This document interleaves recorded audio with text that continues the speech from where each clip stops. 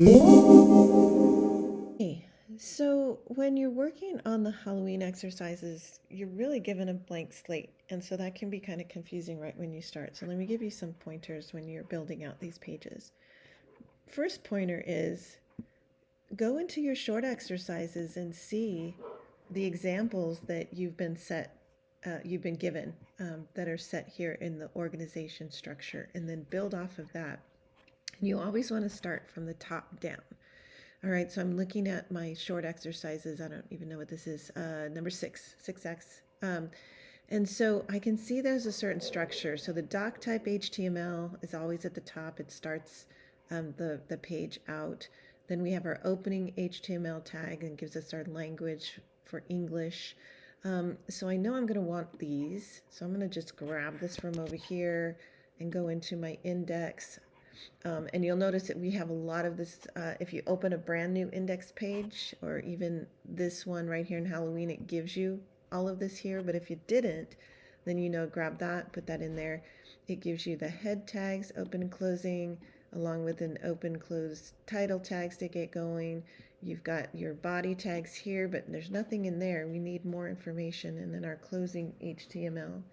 So inside the body, it's important that we notice here that we've got our header tags right here, then our main section area here. I don't want to use the word section, main area. And then inside main, we've got an option to put in articles. We've got our aside is right after section. So, I mean, we've got some options there. So the best thing to do when you're building this out is just, even if you don't use it, just put them in there. So we know that we're going to have our main section. So let's put that in there. And inside, and we may have like a section. So let's put section here. And then if we go back over here and look at our example, inside section, is there anything that's of note? Well, we could have an article in there. So even if I don't use article, I'm going to just put it in here just in case. So I know that it is an option. If I could spell, okay. And then going back to our example, I see that after the close of our section, we can start an aside, which is a sidebar. So I'm going to go ahead and put that in there as well. Notice you can have two asides if you want. So say you've got a 3-column, but we're not going to worry about that right now. So let's just put in an aside and go back to our example.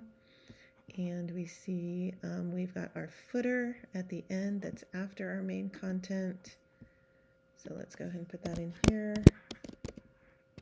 And then go back to our example. We've got then our closing body and our closing HTML. So these are the main elements that you should have on your HTML page.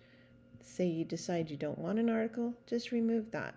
If you need another aside, another sidebar, and your section is in the middle, actually, let me grab this. It should not be up here because we're wrapping that around all of this here. So this is where we need to put that. Okay. So, and then indent these. I'm going to grab all of these and then hit the tab bar and indent them all very quickly. Okay, so say you want to have 2 sidebars and your section is going to be right in the middle, then add another aside.